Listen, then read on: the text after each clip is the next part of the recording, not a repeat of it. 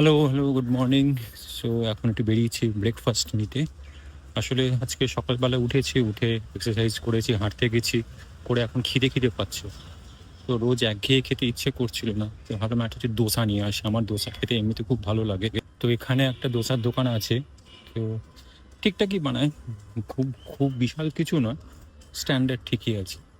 তো এই ডোসা নেবো, আর একটু দেখি ইডলি বা বড়া যেগুলো হয় সেগুলো নিই। মানে আকাশটাও দেখ মেঘলা হয়ে আছে। তো যাই একটু কিনে আনি, খিদেও পেয়ে গেছে। এক্সারসাইজ করলে একটু খিদেও পায়। মেঘলা আকাশ, সকাল সকাল, চারদিক শান্ত, শান্ত ঠিক নয়, বৃষ্টি হতে পারে।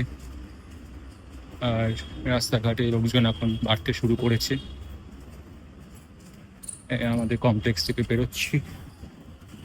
এইসব বাজার বসেছে, সবাই বাজার কিনতে বসে আছে রাস্তার ধারে। আর ডোসার এটা আসছে।